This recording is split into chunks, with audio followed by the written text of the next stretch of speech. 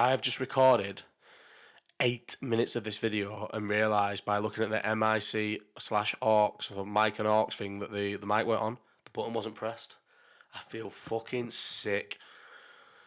Oh, so this video, done all this. It's not. I don't even know if it's going to come out natural now because this is a second take and I don't do second takes. This video is going to be a two-part video. The first part's going to be my Fury versus Ngannou, not breakdown as such, but sort of like a just a sort of like aftermath, how I felt during it, like just chatting shit about the Fury and Ngannou fight really for about 10 minutes, and then the last 10 minutes will be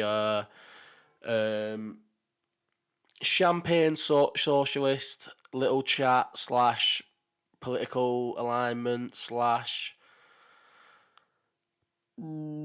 boxing Twitter are all muppets again, doubling down on my claim that they're all fucking scruff skimp meths. That's what this video will be. So you know, strike while the iron's hot. The live chat this week, so they've always done well, especially the first couple. And then I remember live chat 6, I was stressing a bit because it wasn't doing well, and it limped over the 1K line. They always get a K, which people on fucking Twitter want to say, oh, he does these podcasts to no one. Listen, getting 1,000 views on a fucking live chat, just me talking every week, 8 weeks in, is good. I don't give a fuck what anyone says on Twitter. That's good. And anyone who knows anything about YouTube will tell you that's good. Like, it is good. People message me all the time saying how good the live chat's doing. So I don't honestly, like, they're good, and it's going to keep going. And bear in mind, this is just me. So we did have camera issues. This is the same camera, but I didn't realise when I've just come on then. The lighting probably wasn't great yesterday, and there was a smudge on the camera. So I don't know if this is going to be. It's not going to be unbelievable because it's still it's just a camera built into my laptop, but it's going to be a lot better than it was last night, because last night was really bad. And what I didn't realise is I've turned down the microphone on OBS, I've turned down the microphone on StreamYard, but I hadn't turned down the microphone on YouTube. I didn't realise that. I just don't know, forgot. So yesterday's mic was very loud, but you can just turn it down. It's not like the podcast where I was loud, everyone else was quiet, so it was hard to turn down and turn up and whatever, so you can just turn it down, so no one needs to moan. But yeah, let's jump into the Ngannou Fury fight. So like I said, it's not going to be like an sort of like an analysis or a breakdown or anything like that. I'm just like going to talk about it. Like, I still now cannot believe what I watched on Saturday. I've not watched it back, and I did say I was going to watch it back today, but it's been a bit of a hectic day today. I've been in work. I'm literally, my mate's going to helping me move in an hour. So this will probably be the last video and podcast you get from this setting, and they'll be in the new house. I'm going to add this property to my fucking ever-growing property portfolio. I'm not messing, but I am messing at the same time, obviously.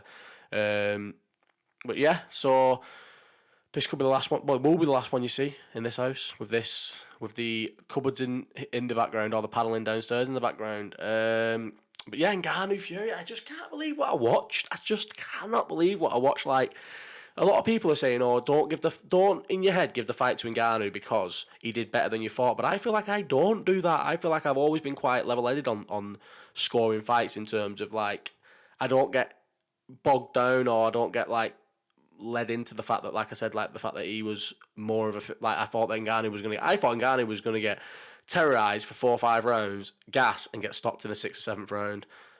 Like, what happened, just, I didn't see it coming at all. Like, I didn't see even that as a possibility. I did say, find it. It's not going to happen. So I did say, if there was ever a circus fight where the impossible could happen it's this weekend. Fury is definitely capable of messing about so much he gets chinned. It's not going to happen. He'll probably come out switching stances and just mess him about for a few rounds. One of the quote tweets was, "This is cap. You've seen him training, he couldn't box his way out of a wet paper bag." Obviously, these boxing things are now, it's quite clear. I did say, if you look at my build-up, that he has to be blagging us because they were that bad. And obviously they were that bad, because I did say in the live chat he isn't good at boxing, Ngannou, and I don't think he is good at boxing. The things that he was doing to Fury weren't, like, out of this world, like, good at boxing, but what he is he's a ridiculously hard puncher. Right, ridiculously hard puncher. I think a lot of the boxing fans that have watched this, that I've been arguing with, where I'm saying he would stop Joshua in 3 rounds, and they're going, "You're fucking nuts, blah." Some lad said I'm saying it for engagement, so people watch my YouTube videos. Getting likes on Twitter and engagements on Twitter does not translate to YouTube likes, YouTube views. Let me fucking tell you right now. What it is these people who, when I'm saying he will blast Joshua out in 3 rounds, the people who are disagreeing are not MMA fans, the boxing fans, and there's nothing wrong with that. I fucking shit and pooed on MMA for years. Used to say it was goth boxing. Used to say it was oh no, that's the rugby in it. I'm not going to say that word about the rugby, what we call the NFL. I used to say it was goth boxing. Used to say they just hug each other, couldn't watch it. And now I'm into MMA. I realised that Ngannou has sport transcending power. He's as powerful as Wilder. He's as powerful as anyone in the heavyweight division. He's as powerful as any boxer in history. Like, he is up there with the best in terms of power. Yeah, he's not got the fundamentals down to the best, but the fact that he's got a good chin. He's not at all gun shy or scared to engage. I know he was in the Derek Lewis fight and he admitted that himself, but he's not gun shy at all or scared to engage. And he has lights out power. He barely clipped Fury with a left hand and put him down, and Fury was hurt. And she was like not seriously like wobbled, but he was hurt. Fury was hurt, and Fury said he punches hard. And I feel like a lot of people who think he would beat Joshua because Joshua's gun shy. Joshua doesn't throw punches anymore, and he's scared of a smack. And Ngannou is not scared of a smack. He will trade with Joshua. Joshua obviously is a far better fighter than Ngannou. The Joshua prior to the Ruiz fight would probably stop Ngannou in a minute. But this is not the Joshua we've got now. Go and look at the Helenius fight. Go and look at the 2 Usyk fights. Go and look at the Franklin fight. Go and look at even the second Ruiz fight. Go and look at the, was it Pulev he fought in lockdown? Go and look at these fights and tell me that Joshua's the same person. He's gun shy. It doesn't take anyone. It doesn't take a genius or anyone who's that knowledgeable about boxing. Even a casual can watch Joshua's performance and realise he's gun shy. And when you're gun shy, especially in the heavyweight division, you're finished. Simple as that. Now, the Ngannou. So I'm not rewatched it like I said with the Ngannou fight. To me, Fury. I love Fury. I have been the best sort of boxing manager promoter ever this week. Fury got embarrassed, yeah. He had an embarrassing performance against Ngannou. It was embarrassing. He should have lost. He looked shocking. He's come out that bad out of the fight. The McGregor thing's funny where the woman goes, do you think that the Ngannou the Fury versus Usyk fight's going to happen now? And McGregor goes, what, do you think he's going to dip after that? And just the phrase was funny. Do you think he's going to dip after that? And the woman's like, yeah. And he goes, yeah, he might dip. He's that hurt that from the fact that he just... I'd been saying for weeks on the live chat, on the watch-alongs, that the December 23rd is a myth. I even tweeted it on the day of before the Ngannou fight. December 23rd was just them throwing a date out so that Eddie Hearn would think twice about putting Eubank Ben on December 23rd. It was never happening on December 23rd, and it's definitely not happening now. And Ngannou has spoiled that. And good on him. The fucking cheek of them to announce that the Usyk Fury fight was signed a week before the Ngannou fight. Good on fucking Ngannou for spoiling that. Like I said, I've not rewatched it, and I would love to, because I think there's a lot of boxing fans trying to save face where they're going, you can't win a fight by just knocking him down in 1 round and walking forward. And Fury was landing jabs, but like I said, after the 3rd round, Fury didn't want to know. Fury did not want to know whatsoever. After he got dropped, he didn't want to know. He was just on the outside, like satisfied with jabbing and holding and just trying to eke it out. Really, I think he realised, what shit, I'm in a proper fight here. I'm underprepared. I'm undertrained. I probably don't even have the gas tank to like put it on him for 10 rounds, not thinking that Ngannou would be anything, and he just eked it out. And it must have got to like the 9th, 10th round where they're both like taking it off, where Ngannou thinks he's won because he's probably a bit brand new to boxing. Well, he is a bit brand new to boxing. It was his debut. And Fury probably knew in the back of his mind, this is in Saudi Arabia. Ngannou has no sort of like, I know the PFL have got to deal with Saudi Arabia, but Ngannou's got like no sort of political or contractual ties to Saudi Arabia, whereas Fury and Usyk both now have. He must have just thought, see this out and I'll probably rob him. And he robbed him. To me, he robbed him. I need to watch it again to decide if he robbed him. And I'm always one of them who shouts on Twitter, like, people need to stop calling a close fight a robbery. But to me, this just was a 10-rounder. And to me, I just didn't see how Fury won it. I don't know how Fury won it. But like I said, then I've been a good manager this week. Because like I said, Fury got embarrassed. And all I've done this week is switch it in such a minuscule... I don't know, outlet like just me on Twitter, but I've just switched it all onto Anthony Joshua straight away. Fury got embarrassed. Fury had a bad night at the office. Let's just switch it onto Anthony Joshua and Eddie Hearn and just try and deflect away from how bad Fury was. Because I'm a massive Fury fan. I'm a Fury diehard, not diehard, but definitely a Fury bum boy. I am. I love Fury. Hate Joshua. Love Fury. Love the fact that he's never signed with Hearn, and love the fact that he's sort of anti-establishment. I've always loved Fury, and it was just a bad night for it to be a Fury fan. Loved the story for Ngannou, but still didn't love it enough where I wanted him to beat Fury. Like when it said Fury was the winner, usually, like I remember when Josh Taylor robbed Catterall. Don't like Catterall at all. Not asked about him, and I was buzzing that Josh Taylor robbed him. Buzzing. Crawler's last fight, so I didn't watch that because I was at the UFC, so that was one of the only fights I missed. I didn't watch Crawler's last fight, and I got told he robbed the guy. I've still never seen. Everyone watched it back. Went to watch pretty much every one of Crawler's fights. and didn't watch his last fight because I got told he robbed him. Good. Crawler, in his farewell fight at the MEN, deserves to rob some fucking absolute nobody, and I'm glad he did. But the Ngannou fight, I couldn't get behind the robbery. I'm obviously glad now because Ngannou, this is good, this is fine. He's got the PFL deal, so he's probably going to have to fight the PFL deal in early 2024. I think that's in the contract, and Ariel Helwani did sort of speak on it that he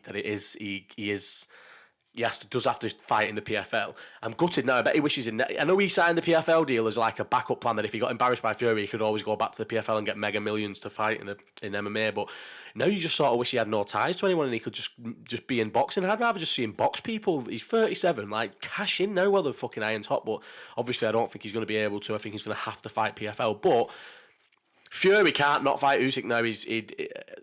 The court of public opinion, it means too much to Fury, and he'll have to fight Usyk now. He will have to. It's impossible for him to get out of the Usyk fight. So I suppose if them two fight any time before March for the end of that Riyadh season, Ngannou blasts somebody out at PFL February, March, April, the sort of timelines align then, so they can. All he has to do is know he's going to do for the next. Definitely not going to be training for any fight before Christmas. For the next 2 months, all November, all December, he's going to be on every podcast, every media outlet, doing all the rounds, saying, I want a rematch, I won, I was robbed, Fury's shit, blah, blah, blah. And it's perfect. Ngannou is one of the biggest stars now in boxing and MMA from this. And you're almost glad that Fury got the win, so we still have the Usyk fight, even though the commercial thing for the Usyk fight's probably dipped a bit. Even though I still think Fury beats Usyk, I think although Fury looks like he's on the slide, Usyk's also on the slide. Usyk's a lot smaller. I just think Fury wins. That might be me being a big Fury fan, but I still think Fury wins. But Ngannou's in a fucking unbelievable position.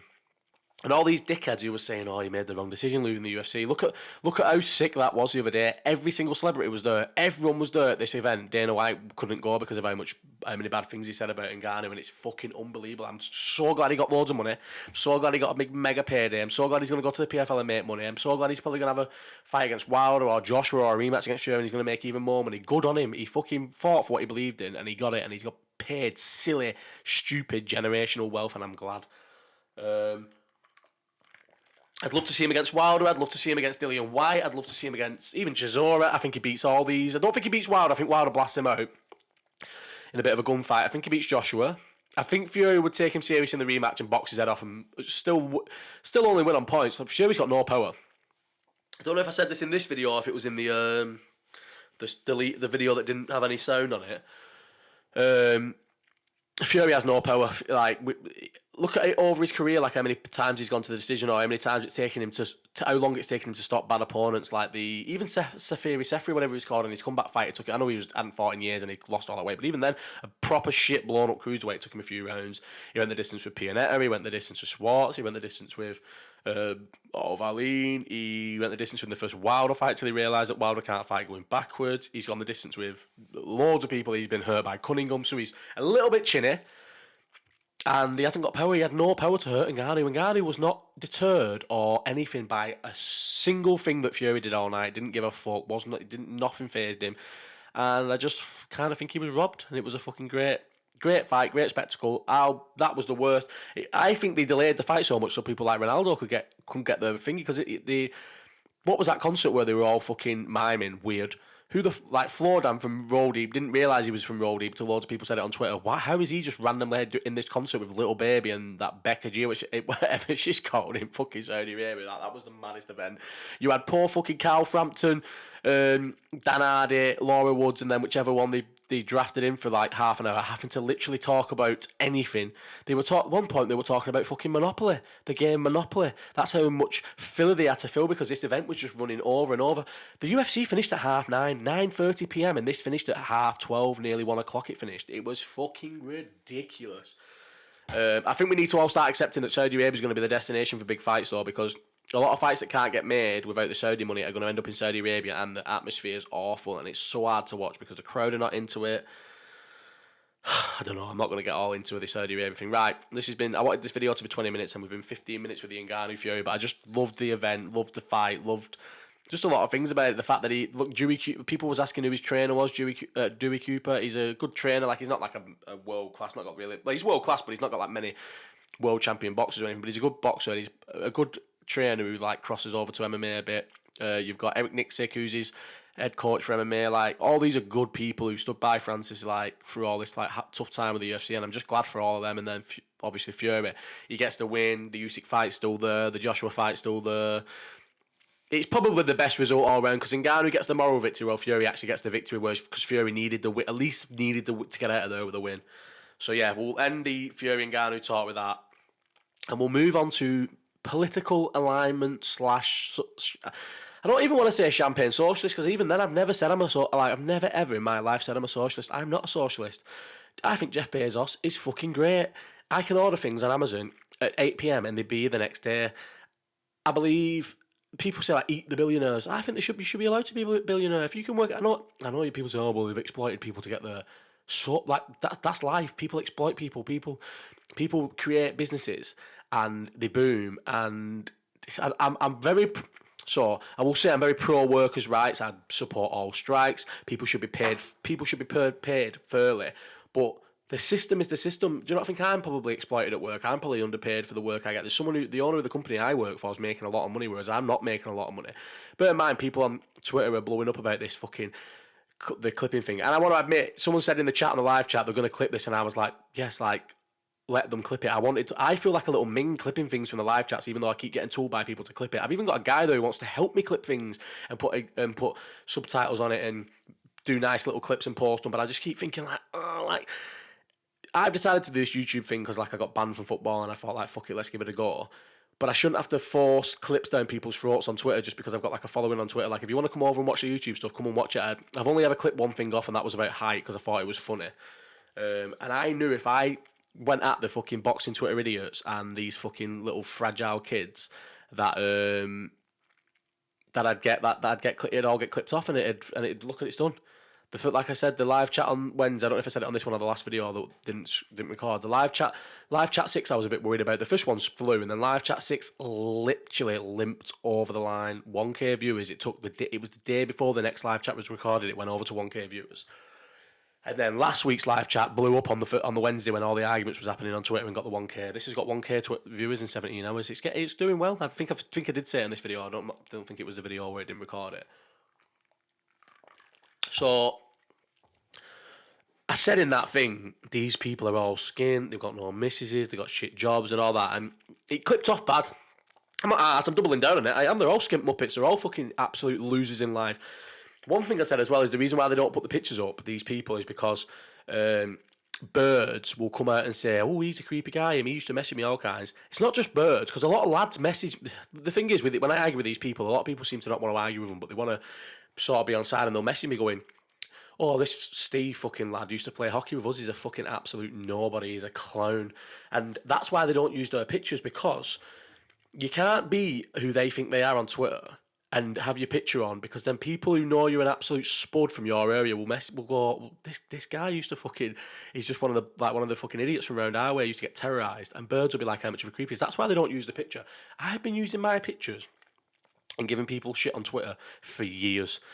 Back in the days in my early 20s, when it was all it was about was just arguing with people, getting people to fucking bite, getting people to just saying the most outlandish things and being controversial for the sake of it. Still always had my picture up, and maybe people that I've argued with in the past, but even then I can't really think of any occasions where someone's gone, oh, that Josh is went to my school, went to Harper Green with me, he was a fucking loser in school, because I was not a loser in school, was not a loser in college. I have always, as I've said, on my live chats, on the watch-alongs and whatever, I've always been one of the boys. I've never been a muppet, I've never been terrorised, I've never been bullied, I've never been a spud, I've always been one of the boys. People, anyone who's from Bolton, anyone who went to Harper Green, who went to Potter Lane, who's from Farnworth, will just they don't pop up on Twitter and go, oh, that Josh Woods is a fucking muppet from our end, because it's not true. As much as Twitter wants it to believe it isn't true. Like, whereas these boxing Twitter guys are muppets. They're muppets. And when I say they're skint, and when I say they've got shit jobs, I've got a shit job. I work for less than living wage. I'm an agency lad who's on agency 2 days a week, working in a pretty much a warehouse. Like, it's like a bit of a bougie warehouse, but it's a warehouse nonetheless. That's what I do. I do that. I worked for a charity for 7.5 years. I worked for the Salvation Army for 7.5 years, a charity on not great money. So when these things get clipped off, and I don't care, I'm doubling down on it, they're scruffs, they're skint. It's the reason why I can laugh at them, and I will laugh at them, is because they're all skint because they go out every weekend sniffing Charlie, drinking, and they can't stop putting fucking £20 free food accumulators on. This is why I laugh at boxing Twitter. But I have always said at least boxing Twitter can, even though they can't because they don't use their own pictures and that, at least I think if you ever ran into someone on boxing Twitter and they recognise me, they'd probably stick it on me, whereas these fucking feeble kids would not. I've got that little fucking, what's he called, Mr. Incredible in my DM saying, come and meet me for a fight. I got told on Wednesday and Friday I was bullying him. Stop bullying kids. That's what I got over and over again. I'm not going to meet a 20-year-old for a fight. I'm a fucking dad. My missus would leave me if I met someone from Twitter a fight. All I can say is if you feel a certain way, this is not a live question. I've got an DM. Who do you reckon wins at Lewis and Almeida? Someone said, who do you reckon wins at Lewis and Almeida? This is not for the live chat. They want to know right now. George Eskern. I'm going to answer that on this, and I'll tell him that I've answered it on a video. Tell you what, I'll send a picture of this right now so he gets a live reply. But yeah, that kid was DMing me saying, let's have a fucking fight. If he feels some sort of way about me terrorising, bear in mind, he's terrorised me for months, this kid. He has said things about me for months, and I've just left it. I've not said nothing back. I've not spoke about it. I've just ignored it. People send me all the things. And he tried to terrorise me, so now I'm going to terrorise him back. And he was DMing me saying, delete the video. I'm not going to delete the video, and I'm going to keep terrorising him. There's absolutely nothing you can do about it. And I'm not meeting for you for a fight because you're a kid. If you ever bump into me, mate, if you ever manage to bump into me or for some reason we cross that path, so come and stick it on me. And then we'll see what happens. But as far as a 31-year-old dad, nobody meets people for fights on Twitter. It's never happened over the years. People always seem to miss each other. Bear in mind, I wasn't even on Twitter and I went and drove to Alamut's house because he was my age and he was fucking saying things about me online when I couldn't defend myself. So I just drove to his house and fucking spoke to him as face to face. So I'm not going to meet a 20-year-old for a fight. But if you feel a certain way about me terrorising, because I am going to continue to terrorise you because you deserve it, because you've been a cheeky little cunt for some of the things you've said to me. So if you see me, stick it on me. That's the only thing I can tell you. But yeah, in terms of like the skimp thing, no one can say, if you followed me on Twitter for a long time, no one can ever say I'm a Tory, because I'm not a Tory. I'm a staunch Labour voter, even though I didn't even know about politics until before Corbyn was still don't keep up with it now, but I'll always vote Labour, even though Keir Starmer's a fucking absolute arsehole. I'm pro worker rights. I'm also pro rich people. If you can work hard and make fucking millions of pounds or billions of pounds, good on you. Go and do it. Be rich. I'd love to be rich, but what I am is pro rich people paying their way. I would never, honestly, if I became it's not going to happen, but if I became a millionaire and a billionaire, I would not move to a tax haven. I would pay every tax that's owed in this country, even though I wouldn't want the Tory government to have my tax and fucking don't trust what they do with it. I would still do it because the rich should pay the way, rich companies should pay the way. They get enough rich people, and there's too many loopholes for rich people and rich companies to not pay the tax that they should pay, and that's what happens. I also believe in the lowest and less able or less fortunate of society should be looked after by the government, by society, by everybody else who's better off. They should all be looked after. There should be proper benefits in place, not stupid things where you can get struck off because you can't, because the people obviously who are the less fortunate, of society. So a lot of these people don't have cars and that, and they get struck off and they literally won't get the benefits because they turned up to the job centre 15 minutes late and stuff, and it's fucking not right. So this isn't me defending myself. I double down that all these fucking Twitter people, people who live in these scruffy little flats who are slagging my house off to me because I put a picture of JJ in his cot and they're slagging his room off, saying JJ's going to grow up depressed because the room's is all one colour. This is what I'm saying. People are telling me to smother JJ. People are saying your kid's ugly, your bird's fat, your bird's ugly. These haven't got birds or kids. So what am I supposed to say to them? Of course I'm going to laugh at them, and I will call them skimp because they are all skimp, because they're all bad Charlie heads who get on it, and everyone's going to go, oh, he's rattled. I probably am a little bit rattled, but this is just me sort of like jumping on something that's doing well. These keep clipping things off. They'll probably clip this off. It'll make the live chat do well. I don't know if this video will do well. These little side videos don't usually do well, but yeah.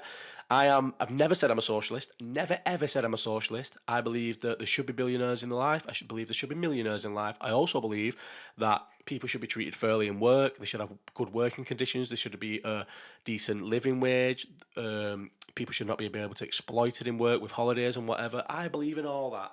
I believe in the fact that, like I said, benefit systems should be better. I believe in an NHS. I believe in making sure our NHS is better than it is. It should be well funded. I believe in everything, but I also believe that if you've got people on Twitter who laugh at people's living conditions when theirs are absolutely dog shit because of the choices they make in life, they should also be mocked for the fact that they're fucking scruffs and they're skint. And that's how it is. I wanted them to clip things off because, like I said, I feel like a bit of a min clipping things off. This has been 25 minutes, by the way, and I only wanted it to be 20 minutes. Let me just send this message to this George and tell him I'm answering your question right now on a video. So, tell you what, we'll get off all that. That was fun. It wasn't really a rant, it was more just setting the record straight on people calling me a Tory. No one who's ever followed me ever thinks I'm a Tory. It's just impossible. I'm not a Tory at all. Hate Tories. Literally, have argued with Tories, have not done stuff and not spoke to Tory, like not spoke to people at social gatherings or at parties and stuff because I know the Tories. I fall out with people for being Tories. Like I'm definitely not like, what was that girl said? She's not just left wing. He's Lord of left wing. I'm definitely not Lord of left wing, but I am definitely left wing. I have definitely left wing ideologies, and I am definitely left wing. But yeah, boxing Twitter are all scruffs. So what did this guy ask me? Let's just end it in this. Who do you reckon's going to win out of Lewis and Almeida? I'd be interested to see if Cal Barella fight as well. Lewis is going to get absolutely terrorised. Probably subbed in round 1. Sadly, I don't want. Like I said in the watch along, I don't want to see Derek Lewis ever fight anyone good. I want him to either fight Tai Tuivasa 3 times a year, see who comes out on top. So let's just do that every 4th numbered pay-per-view event. I want Tai Tuivasa and Derek Lewis opening the main card, fighting each other, and at the end of the year we'll see who won the series of 3. It can just be the Derek Lewis versus Tuivasa series. That's all I want to see. And if I can't see that because it's not really realistic and I'm probably just saying things to say things, put Tai Tuivasa and Derek Lewis in fights where they're fighting debutants, chinny old people, legends. Don't put him in fights against this Almeida where he's just going to get dragged to the floor and strangled within 2 minutes. That's not what I want to see. I want to see him fight. I want to see Derek Lewis run over people. I want to see the fight start. Maybe they get him to the ground and they're that shit and he's that good that he just stands up on them, or he chins them. That's what I want to see. I'm not interested in seeing Derek Lewis get strangled by Almeida. I'm not interested in seeing Derek Lewis get stopped by Pavlovich. I'm interested in seeing Derek Lewis starch people like Dorcas or whatever he would beat. Do you know what I mean? These are the people I want to see him fight against. I want to see him starch these people. So that's your answer, Mr. Jorge. I say it's Jorge, not George, because it's Jorge in it if it's a J. So that's your answer, Jorge. And this video has been a pleasure, and I'm going to upload it right now, and then I'm going to go and pick up JJ from nursery. Goodbye, all.